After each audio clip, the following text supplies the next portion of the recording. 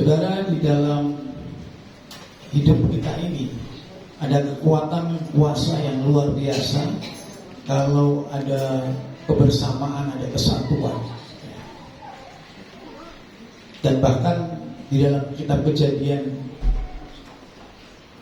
ada peristiwa di mana manusia yang jahat itu yang dimusnahkan oleh Tuhan karena dengan air bah, karena mereka menyembah berhala dan mereka tidak mau tunduk kepada Tuhan.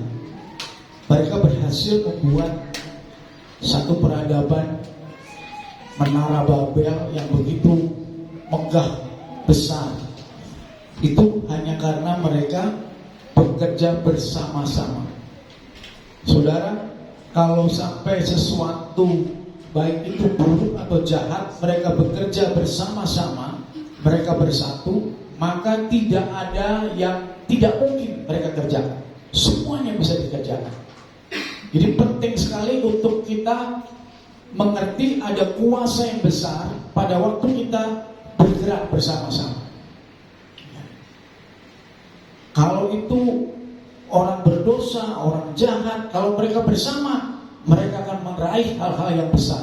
Tetapi kalau di sini orang pintar, orang baik, tetapi tidak bergerak bersama-sama, mereka berjalan sendiri-sendiri, maka mereka tidak bisa menghasilkan apa-apa.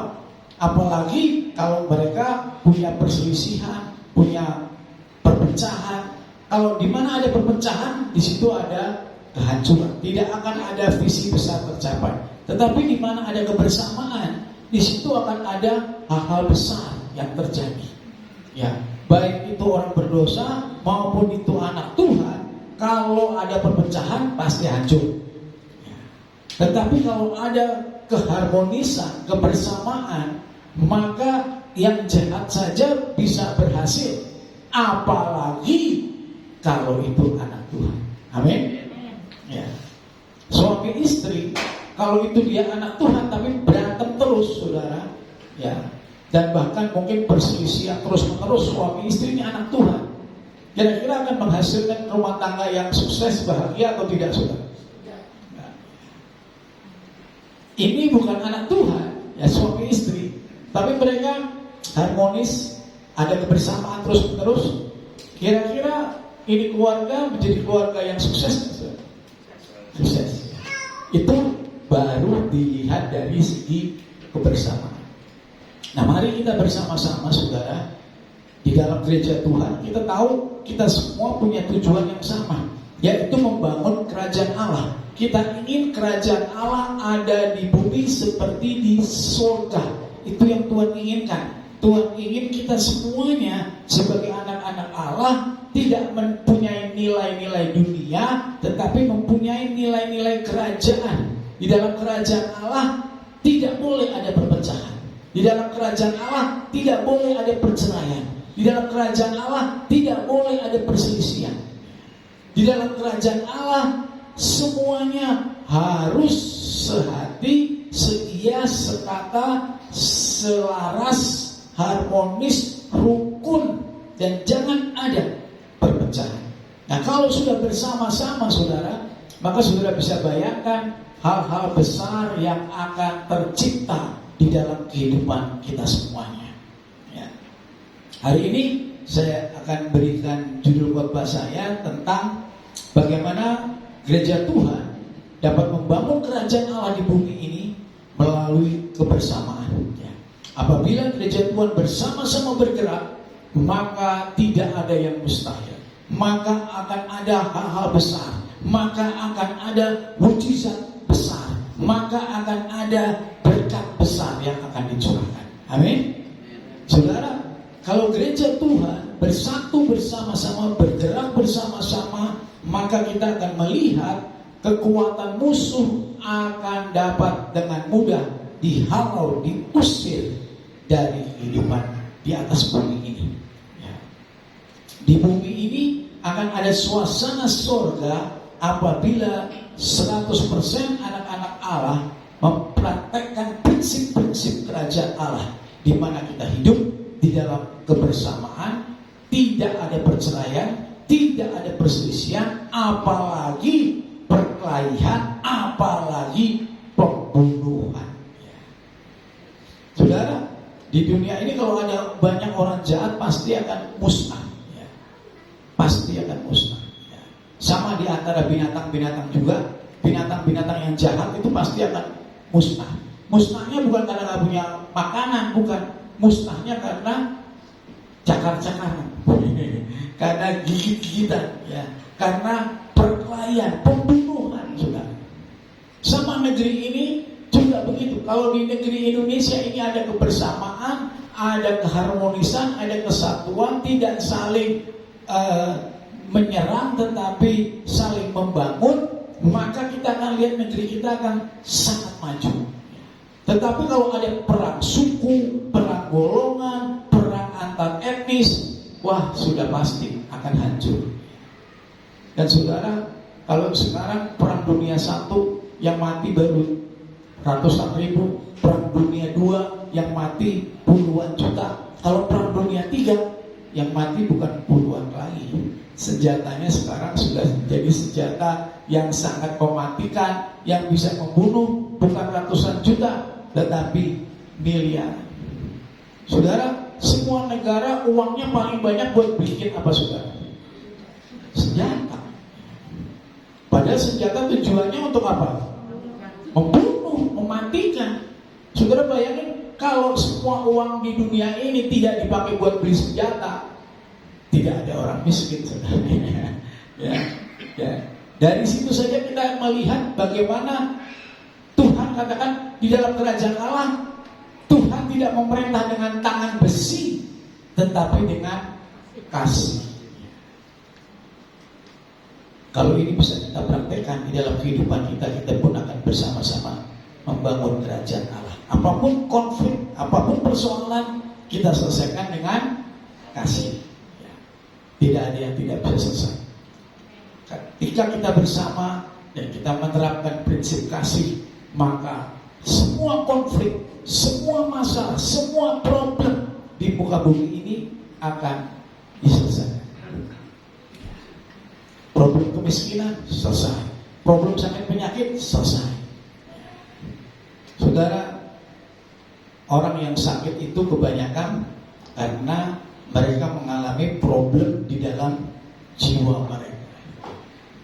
Kebanyakan problem di dalam jiwa menghasilkan problem di dalam kesehatan. Dan problem dalam jiwa itu akibat daripada problem dalam hubungan. Artinya dengan sesama kita. Kalau kita dengan sesama kita seringkali kita benci, dendam, iri, marah, itu mengakibatkan di dalam diri kita pun ada banyak sakit penyakit. Tetapi kalau di dalam diri kita bisa menerima semua orang, menerima suami yang model begini, menerima anak-anak yang model begini, menerima bos yang model begini, semuanya bisa kita terima tanpa kita sakit hati, tanpa kita kecewa, tanpa kita kepahitan, maka saudara akan selaras. Dan kalau saudara bisa selaras, maka saudara akan sehat, tidak akan ada sakit penyakit. Dan apa saja, kalau saudara bisa selaras, harmonis, apa saja yang kita akan rencanakan pasti akan berhasil. Baik, kita akan baca kitab kita dari Kisah Para Rasul pasal yang ke-6 ayat 1 sampai dengan ayat yang ke-7 ya. Mari kita baca mulai dari ayat 1 sampai ayat yang ke-7. Saya baca ayat yang ganjil dan Bapak Ibu baca yang genap ya. 7 orang dipilih untuk melayani orang miskin. Pada waktu itu ketika jumlah murid makin bertambah, timbullah sungut-sungut di antara orang-orang Yahudi yang berbahasa Yunani terhadap orang-orang Ibrani karena pembagian kepada janda-janda mereka diabaikan di dalam pelayanan sehari-hari.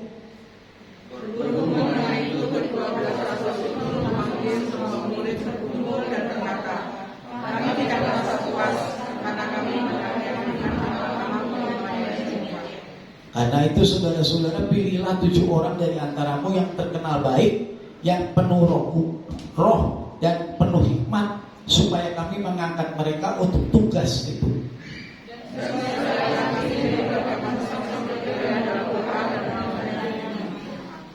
usul itu diterima baik oleh seluruh jemaat. Lalu mereka memilih Stefanus, seorang yang penuh iman dan Roh Kudus, dan Filipus, Prokorus, Nikanor, Timon, Parmenas, dan Nikolaus, seorang penganut agama Yahudi dari Antioquia.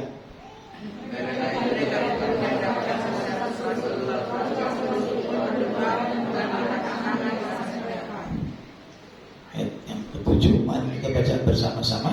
Firman Allah makin tersebar dan jumlah murid di Yerusalem makin bertambah banyak. Juga sejumlah besar imam menyerahkan diri dan percaya. Konteksnya kehidupan jemaat mula-mula itu kira-kira seperti itu. Ya, banyak orang miskin, perlu banyak kasih makan, perlu banyak orang yang tidak bisa makan. Tetapi bukan hanya itu. Coba kita lihat sekarang di Kisah Rasul pasal 8 ayat 1 sampai ayat 8 ya. Saya baca yang ganjil, saudara baca yang genap. Penganiayaan terhadap jemaat. Saulus juga setuju bahwa Stefanus mati dibunuh. Pada waktu itu mulailah penganiayaan yang hebat terhadap jemaat di Yerusalem. Mereka semua kecuali rasul-rasul tersebar ke seluruh daerah Yudea dan Samaria.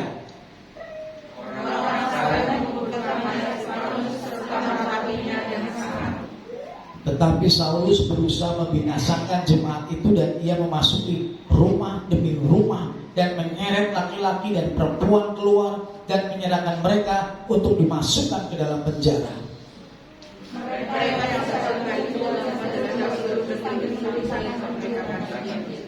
Dan Filipus pergi ke suatu kota di Samaria dan memberitakan Mesias kepada orang-orang di situ.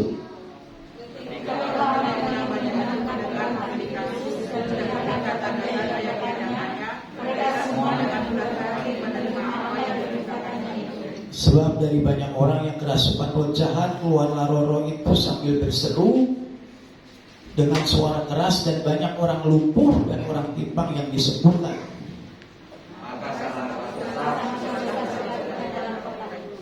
Haleluya, ya. Saudara bayangkan ya, ada sukacita besar, ada jiwa-jiwa diselamatkan, ada tanda kesembuhan, tanda mujizat.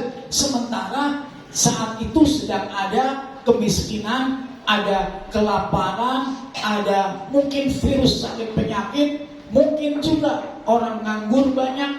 Tetapi juga saudara lihat ada aniaya.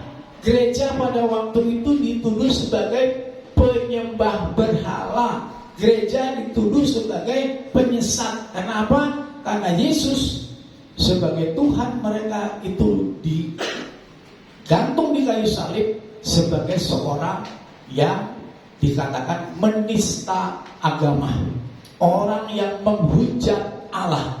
Jadi pengikut-pengikutnya semua ditolak di mana-mana. Sementara ditolak di mana-mana, dianiaya, bahkan saudara baca tadi diseret satu-satu, dimasukin ke penjara, disiksa. Tetapi saudara lihat pada waktu itu mujizat banyak sekali terjadi, tanda ajaib banyak sekali terjadi. Orang-orang yang percaya banyak sekali, orang-orang yang terhilang banyak yang diselamatkan. Mari kita lihat apa rahasianya. Ada 4 rahasia. Ya, mengapa gereja bisa mengalami kemajuan? Jumlah jiwa orang yang terhilang bertambah terus diselamatkan. Jumlah orang-orang yang percaya terus diselamatkan. Rahasia terletak di dalam kita harus bergerak bersama membangun gereja Tuhan. Tidak boleh sendiri-sendiri, tapi kita harus bersama-sama. Kalau kita berjalan bersama-sama, kita akan melihat kerajaan Allah dapat kita bangun bersama-sama. Injil dapat diberitakan di Bekasi. Secara lebih cepat orang-orang menjadi percaya. Rahasia yang pertama untuk kita membangun kerajaan Allah, rahasianya karena mereka bersama-sama dipimpin oleh Roh Tuhan. Itu dia. Kalau kita bekerja tidak dipimpin oleh Roh Tuhan, maka kita tidak akan melihat tanda ajaib. Gereja pada waktu itu tidak mencari mujizat, tidak mencari tanda ajaib, tidak mencari berkat, tidak mencari tanda-tanda heran. Tetapi gereja pada waktu itu mencari pimpinan Tuhan.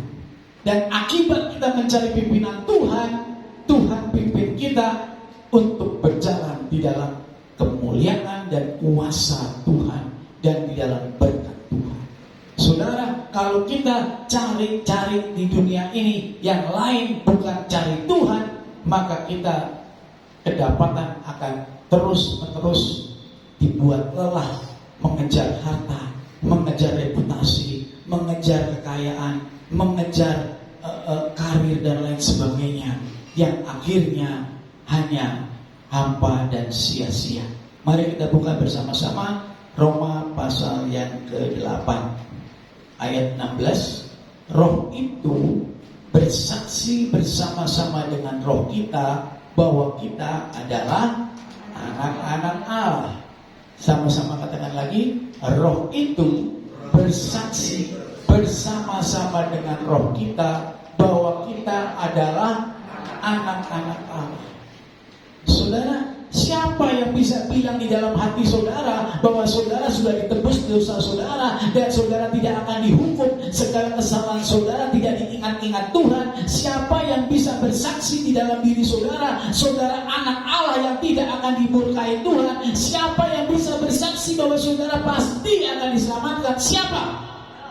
Roh Kudus, saudara. Jadi kalau saudara sekarang punya kesaksian, kenapa? Karena roh itu telah bersaksi bersama-sama dengan roh kita bahwa kita adalah anak Allah. Bisa dimiliki sama Salomo? Nggak bisa, saudara. Bisa dimiliki sama semua orang-orang di dunia ini yang belum percaya sama Yesus? Nggak bisa, saudara. Hanya ketika saudara selamat ditebus oleh darah Yesus, hari itu Roh Kudus tinggal di dalam saudara dan bersaksi dalam diri saudara. Saudara sudah selamat, saudara sudah menjadi anak Allah. Ini bukan kata pendeta, ini bukan kata orang, ini adalah kata siapa? Roh Tuhan. Maka sebagai anak Tuhan, kalau kita mau bergerak bersama-sama membangun kerajaan Allah, kita harus bersama-sama dipimpin sama Roh Tuhan. Amin. Itu rahasia gereja pertama, saudara. Rahasia yang kedua, gereja harus bergerak bersama untuk dipimpin Roh Tuhan. Sekarang gereja yang akan maju adalah gereja yang bergerak bersama, mengasihi dan melayani. Saudara, kalau kita bilang terhubung dengan Tuhan, kalau kita bilang Roh Kudus di dalam diri kita dan kita dipimpin sama Roh Kudus, maka kegerakan yang ada, kita akan bergerak bersama-sama, dipimpin sama Tuhan untuk mengasihi dan melayani tubuh Kristus. Saudara, Tuhan katakan perintah yang pertama, kasihilah Tuhan Allahmu, dan perintah yang kedua, kasihilah sesamamu seperti engkau mengasihi dirimu sendiri. Jadi kalau kita sudah terhubung dengan Roh Tuhan, kalau kita ini sudah terkoneksi dengan Roh Tuhan, maka yang akan terjadi dalam hidup kita, kita akan terkoneksi pasti dengan sesama kita. Amin. Kalau ada orang yang mengasihi Tuhan, sudah pasti dia akan mengasihi sesamanya. Dia pasti akan melayani. Karena mungkin gak seseorang mengasihi tapi maunya dilayani. Kalau orang mengasihi, dia yang harus melayani. Seperti saudara punya anak kecil, bayi, saudara bilang, aku mengasihi kamu, tetapi saudara gak melayani dia, gak mandiin, gak kasih makan, gak kasih baju, gak didik dia, gak ngapa-ngapain. Udah, saudara cuma bilang, saya mengasihi kamu. Kira-kira si anak kecil ini bisa bertumbuh besar dan sehat apa enggak? Yang ada nangis, kelaparan, sakit, mati. Karena cuma kita ngomong saja mengasihi. Maka kalau kita bilang mengasihi sesama, kita harus melayani. Amin. Tuhan katakan dia datang bukan dilayani tetapi melayani. Nah, kalau kita sebagai gereja bergerak bersama-sama untuk mengasihi dan melayani jemaat Tuhan, melayani tubuh Kristus, maka kita akan melihat kegerakan yang besar dan mujizat akan terjadi. Amin. Yang pertama, gereja itu terkoneksi dengan Tuhan, dipimpin sama Roh Tuhan. Yang kedua, gereja itu terkoneksi dengan sesama, di mana kita mengasihi dan melayani kebutuhan jemaat bersama-sama. Dan yang ketiga, gereja Tuhan memberitakan Injil, bersama-sama memberitakan Injil. Saudara, banyak orang berdoa minta mujizat tidak terjadi, tetapi saya dengar kesaksian yang luar biasa. Banyak orang yang memberitakan Injil dan melihat mujizat terjadi, baik dalam diri orang yang didoakan maupun dalam diri orang yang dilayani. Mujizat terjadi. Ternyata mujizat itu adalah peneguhan daripada Injil. Saudara tidak usah cari-cari mujizat, saudara cukup menginjil, nanti mujizat akan terjadi. Amin. Semakin saudara terus-menerus setia memberitakan Injil, nanti saudara akan lihat semakin banyak mujizat-mujizat terjadi. Haleluya. Jadi kalau kita bergerak bersama-sama memberitakan Injil Tuhan, maka saudara tidak perlu kejar-kejar mujizat yang akan terus mengejar saudara. Amin. Ada banyak mujizat yang akan terjadi, kesaksian-kesaksian yang indah akan terjadi. Nah, pada waktu kita menginjil, saudara akan mengalami penolakan. Ya, mungkin tidak dianiaya seperti orang-orang jemaat di Yerusalem yang mula-mula dilempari batu, yang mula-mula akan dibilang menghujat Allah, karena memang latar belakang sejarah membuktikan pada zaman itu, saudara, agama Yahudi adalah agama yang sangat monoteisme, yang hanya kenal satu, tidak ada Allah yang lain, yang ada hanya Yahweh, hanya ada satu Allah. Saudara, ini bagus, saudara, ya, bagus bahwa tidak ada Allah yang lain, Allah hanya satu, Allah yang esa. Sama dengan saudara-saudara kita yang kaum Muslim juga begitu, tidak ada agama yang lain, hanya ada satu Allah. Tiba-tiba Tuhan datang menjadi manusia. Tiba-tiba Tuhan yang maha besar datang menjadi manusia. Dia melakukan banyak mujizat, tetapi dia ngomongnya, aku bukan dari dunia ini, aku berasal dari Bapa. Loh, apa yang akan dilakukan oleh orang-orang yang udah bertahun-tahun, beribu-ribu tahun mengatakan tidak ada Tuhan yang lain, hanya ada satu Tuhan Maha Esa. Tiba-tiba ada yang datang dan kemudian bilang, sebelum Abraham lahir, aku sudah ada. Ini bapak nenek moyangnya orang Yahudi siapa? Abraham. Dan Yesus bilang kepada mereka, sebelum Abraham lahir, aku udah ada. Kamu nih kan siapa manusia kok bisa mengaku-ngaku sebagai Tuhan? Itulah yang menyebabkan Yesus ditolak, karena kepercayaan manusia pada waktu itu tidak mungkin Tuhan menjadi manusia. Tapi kalau ditanya, apakah Tuhan bisa melakukan apa saja yang dia mau? Bisa. Tetapi waktu dikatakan, apakah Tuhan bisa jadi manusia? Nggak mungkin. Gitu kan? Ya. Waktu ditanya, Tuhan bisa melakukan apa saja yang dia mau? Bisa. Dia bisa jadi bulan? Bisa. Dia bisa jadi air? Bisa. Dia bisa menghilang? Bisa. Tetapi bisakah dia jadi manusia? Nggak bisa. Itu dia, saudara, ya. Karena mereka bilang manusia penuh dengan dosa, manusia penuh dengan segala kesalahan. Tuhan itu maha sempurna. Kalau jadi manusia berarti Tuhannya tidak sempurna lagi. Jadi kebingungan sebenarnya di otak mereka juga, ya. Dibilang Tuhan maha kuasa, bisa berbuat apa saja dia mau, bisa menghilang, bisa. Tetapi kalau dia jadi manusia, mereka bilang tidak mungkin. Ya, itu dia kebingungan terjadi. Padahal dia tahu tidak ada yang tidak mungkin bagi Tuhan. Sekarang bagaimana kalau kita mau bicara sama seseorang, ya, kita nggak tahu bahasa orang itu, nggak bisa terjadi. Saudara mau ketemu orang Rusia, saudara nggak bisa bahasa Rusia, ya nggak bisa terjadi hubungan apa-apa. Bagaimana saya mau bicara sama manusia, tetapi saya tidak pakai bahasa manusia, saya pakai bahasa sorga, yang nggak bisa terjadi. Untuk saya bisa berhubungan dengan manusia, saya harus menggunakan bahasa manusia.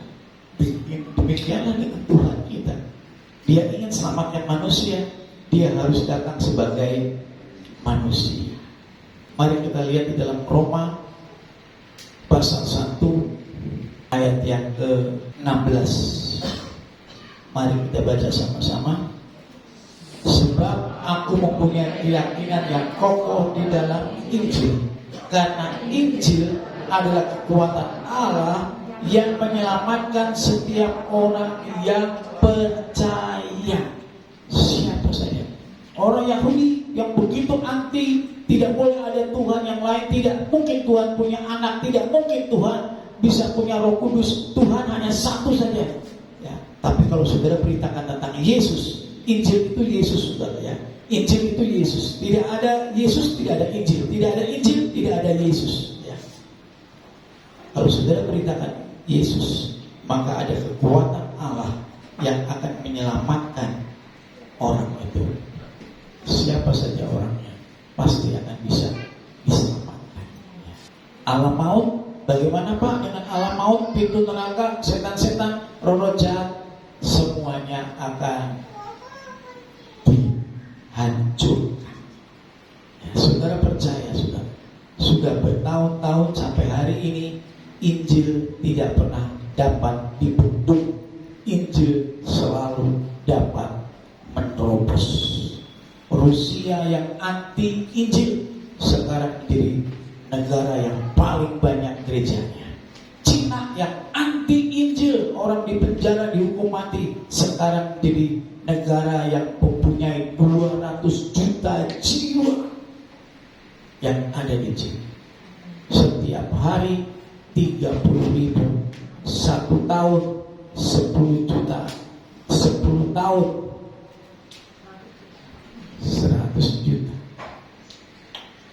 Sekarang di Cina sudah lebih 30 tahun, berarti perkiraan 300 juta orang yang sudah diselamatkan. Itu negara yang anti Injil. Setiap orang yang memberitakan Injil pasti dipenjara. Yang memberitakan Injil pasti masuk penjara. Tetapi itu adalah kekuatan Allah yang menyelamatkan setiap orang yang percaya. Yang keempat, yang terakhir, saudara. Akhir gereja Tuhan harus bergerak bersama-sama di dalam memuridkan. Gereja Tuhan tidak boleh berhenti hanya menginjil, tetapi gereja Tuhan harus bergerak bersama-sama di dalam memuridkan.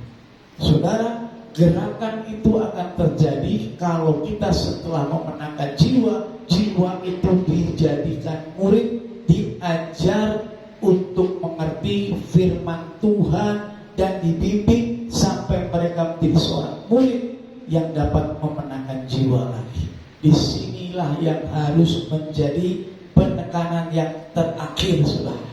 Kalau kita sudah membangun hubungan kita dengan Tuhan dan kita sudah melayani sesama kita dan kita memberitakan Injil dan kita dapat 1 jiwa, 1 tahun hanya dibutuhkan 1, saudara. Kemudian dibuatlah research, kalau setiap minggu menginjil 1 kali, pasti akan ada 1 jiwa yang diselamatkan. Dari 52 kali saudara menginjil, akan ada 1 yang berhasil. 1 tahun berapa minggu, saudara? 52. Kalau saudara 52 kali menginjil dalam 1 tahun, pasti akan ada 1 jiwa diselamatkan. Dan kalau sudah ada 1 jiwa diselamatkan, maka kita harus memuridkan. Dan itu bukanlah sesuatu yang besar, tetapi sesuatu yang mungkin akan pasti terjadi kalau kita bergerak bersama-sama. Amin. Tidak ada yang tidak bisa, tidak ada yang sulit, tidak ada rencana yang gagal kalau kita mengerjakannya bersama-sama. Haleluya. Amin.